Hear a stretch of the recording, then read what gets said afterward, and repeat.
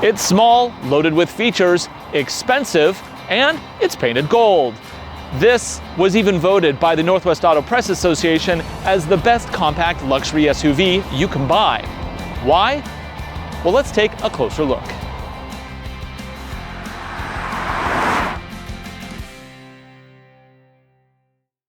What we're looking at here is the 2018 BMW X2 xDrive28i. This is BMW's smallest compact crossover that you can buy in the States. Now, yes, it is very closely related to the Mini Cooper Clubman. However, this one, it actually drives in a totally different manner. It's not a PHEV like that Cooper that we reviewed, and it's way more fun. The BMW X2 xDrive28i starts at $38,000. However, the one you're looking at today, yeah, it's nearly 50 grand. That's because this one is loaded with extra goodies. It's got the BMW M suspension. It has the Sport package that gives it a sport transmission. It also has leather, tech, and everything you would want in a compact crossover. So is it worth the money? Let's take a look. Now, before we move on, there is one thing I really want to address, and it is something that has the whole automotive world in a complete uproar. And that is the choice of BMW to put a badge right there. Honestly, I don't mind it. I think it actually ties together these lines pretty nicely. I could see it going south in future designs as things aren't fully realized around the badge placement, but I think overall, right there, it's just not that big of a deal. And it actually puts the BMW brand much more in the eye line than it would be down in the front quarter panel. So, that right there, I don't mind it. Because this is a small crossover, you don't get a ton of space in the back, but really, it's still very useful. Some of these, like the Mini Coopers, have just a small cubby. This one, I could actually fit some reasonably sized bags. I could probably fit a couple golf bags back there. And when I lift up this lower trunk, I have another foot deep of space. It's actually a surprising amount of room for such a small crossover. Now, I also get a few extras. I have a little net over here. I even have a 12-volt power socket, and then of course I have this removable cover that comes off with these little tabs up here. If I want to put the seats down, I do have to walk all around the vehicle, pull these little tabs, and do each seat one at a time. It's kind of annoying. Most modern cars give you the option of using a pull tab in the back just to throw all the seats down at once. This one does take a little bit of extra time. And for a luxury car, that's kind of surprising that they would not make it easier. Okay, with those seats completely folded down, you can see we have a ton of room back here. You could easily fit 4 golf bags. Of course, you can't fit the people that own the golf bags, but you could easily fit 4. And of course, it has push button action because this is a luxury car. Boop. That also makes me want to point out, I love the dual exhaust. Very aggressive looking. Also, if we continue to look at the design, this is the best angle of this car, in my opinion. First off, you get to see the twin exhausts. You also get to see that optional spoiler up there. And you really get this effect right here of this colored panel broken up with this gray line and then back to the color. I think it makes for a very effective, good-looking treatment on the sides. It really breaks it up so it doesn't look like a big slab. Overall, I think BMW did a smashing job with the design of this small crossover. Second row has plenty of room, even for a full-size adult. Now, considering that the X2 is actually smaller than the X1, that's pretty amazing. They did a fantastic job with the packaging. Now, in terms of amenities in the second row, it's not that exciting. We get air vents and a 12-volt socket. I can also get a map light, but that's pretty much it. Oh yeah, elbow rest. Right here with the world's most complicated cup holder. But no heated seats or cooled seats in the second row. Do get my own speakers though. Child locks, I can't get out. Oh boy, guess I'm getting out this way. Now, this whole interior is really attractive. I especially like this honeycomb pattern here. It really helps diffuse light when it comes in at an angle so it doesn't reflect on my eyes. Beneath it is a small chromed out piece, and below that is a soft touch leather-like rubber. I'm not really sure what that is, but it looks like leather. It's convincing enough, and it has this nice stitch pattern to really sell it. Overall, this interior is both light but also very inviting. I especially like that they tie in the light leather down here with the dark headliner. It gives a nice kind of cozy feeling with real natural tones that just feel really comfortable. They're kind of homey, which is kind of weird to say, but it's true. And I think it'll actually wear pretty well. This car also includes a huge panorama sunroof. That's a little surprising. Small car, big sunroof. Who saw that coming? Of course, the most important aspect of any interior is the steering wheel. And here, the leather is just amazing. It's like touching a baby. It's so soft. And down here, of course, we have the M badge because this one has an M package. Not to be confused with an actual M car. This is just a car that has some M pieces added to it at great expense. But it makes the standard car better. It does not make it a full-on M car. But that's here nor there. Let's move on.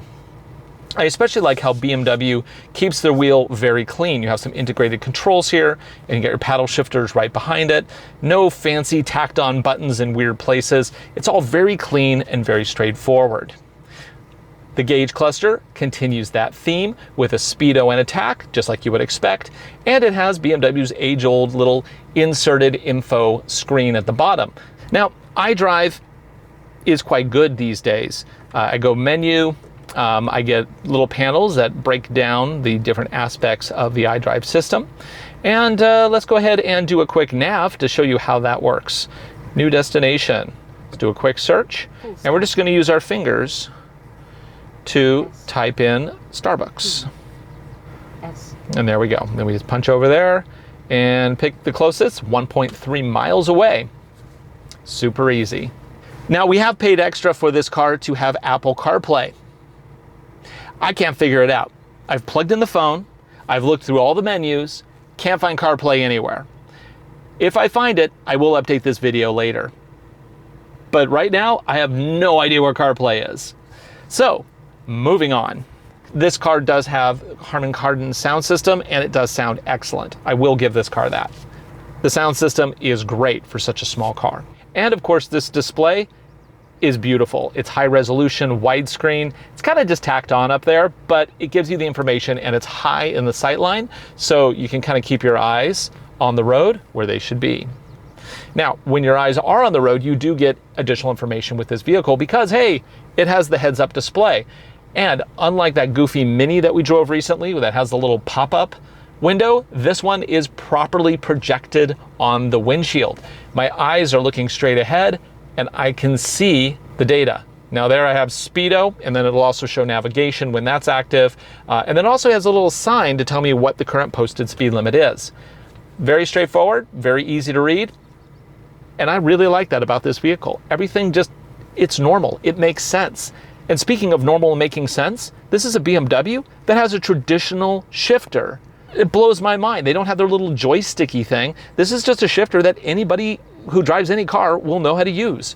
Go PRND, go over for manual or sport mode. Now if I go into reverse, it activates the excellent rear view camera, which is high resolution. And on the left, because this has parking sensors, it'll give me a little radar display of the front and the back of the vehicle.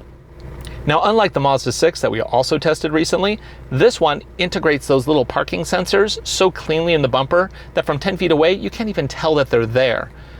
The Mazda 6, on the other hand, that we just tested, that really has tried to encroach into luxury market, well, it looks like somebody took a knife and just kind of cut them out of the bumper. It looks kind of cheap.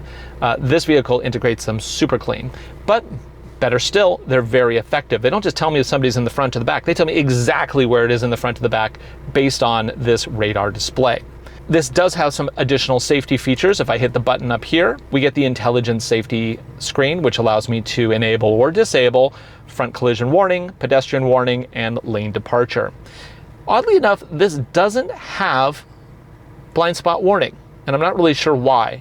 It seems like that would be an obvious addition for a $50,000 car. Still, it's okay, you can turn your head, just pay attention to when you're driving. Although, honestly, the C-pillars are kind of big on this, so it is a little difficult to see that blind spot. Blind spot warning would be really useful here. Now, oddly enough, this does have the collision warning system, which uses front radars, but it doesn't have adaptive cruise control, which would be nice. Again, $50,000. There's just a few little weird things that are missing in this car. But if you're all about the driving experience, you gotta look past that. But what I have trouble looking past is this rear view mirror. This is the piece of this interior that just doesn't work for me. Everything else I love. This rear view mirror, it just looks cheap and awful. That should get replaced. You put a frameless mirror like the one in the Mazda 6, this would look even better. Even though I know most BMW buyers don't really think about economy first and foremost, unless they're buying one of the BMW electrics, let's talk about it. This one gets 21 miles to the gallon in the city, 31 in the highway. Now that's because it has a high-strung 4-cylinder 2-liter that has BMW's twin power turbo setup. That means it has 228 horsepower and 258 pound-feet of torque, which is actually quite a lot for a 2-liter engine. So you're really pushing that 2-liter a lot. And because of that, economy suffers. Now, if you do drive completely smooth around town and you never really get on it, you will get good economy. I'm getting 23 around city right now, which is better than the EPA. However, if you really start throttling this thing, yeah, that economy is going to go south very quickly. There's a couple things we want to look at in this car. How is it going to do on paved surfaces? Because honestly, that's where it's going to spend 99% of its life. However, for those special few that do want to take a car like this off-road, how does it do when conditions get tough? And I'm not talking rock climbing, I'm just talking about dirt roads, tight clearances, that kind of stuff. So, enough chatter, let's go ahead and take this out and see how it does. When considering going off-road, there are a few key specifications you need to consider. First and most important, ground clearance. Will you be able to clear all obstacles? The X2 features up to 7.2 inches of ground clearance, which is almost 2 inches more than the road-going i3, but still not quite as much as the tiny Ford EcoSport. So ground clearance is good, but it could certainly be better. The next consideration is the capability of the all-wheel drive system. The X2 uses a Haldex-based system. That means it's primarily a front-wheel drive vehicle that pushes power to the back wheels when it detects slippage. Now, this is fine for gravel roads and light mudding. However, deep snow would certainly pose a challenge. But whether you're driving on-road or off, this little car is actually fun to drive all the time. But it's especially fun to drive on sealed surfaces, thanks in part to the 2-liter twin-scroll turbocharged engine. Now, if I have the car in sport mode, it will hold the gears for much longer, and that gives me full use of the tiny little turbo's power band. Turn-in is great. I can really feel the tracking of the car as I go around these corners. And then the brakes, they're a little aggressive, but again, overall, this car is just really fun to drive, and that's really great to see in a small BMW. So the car we're testing here does have the optional M suspension. Not only does that tighten up all the corners, it also drops the vehicle 0.4 of an inch. And that's pretty significant to the looks of the car. It really makes it look much more aggressive. Now, my wife does say that the M suspension is a little on the harsh side for her, and I can see that. However, for me, it's perfect. And it sounds really good too, actually. It's not obnoxious, but it's nice. If you want more miles to the gallon in a similarly sized package, check out the Subaru Crosstrek. But keep in mind that only has 152 horsepower, which makes a big difference when you're flying down the expressway. So is giving up 76 horsepower worth the extra 2 miles to the gallon? Well, that, my friend, is up to you. Of course, comparing this BMW to a $22,000 Subaru is kind of silly.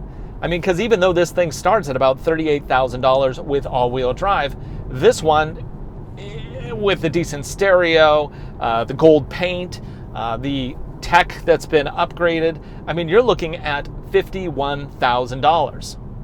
That's a lot of coin. You know, it would be easy to compare this to the XC40, but I just don't really see that either. You know, this car is just so much more sporty. I mean, it's a little coupe design. It's a little bit lifted. It just doesn't have that same kind of, it's not in the family way like the XC40. The XC40, I think, is a very good looking vehicle. It just doesn't have the same panache that you get with this X2. I guess what I'm really trying to say is that this BMW X2 is perhaps one of the best driving cars in this class. It's too bad that blind spot monitoring isn't even an option, and Apple CarPlay is an extra $300, and I can't even figure out how it works.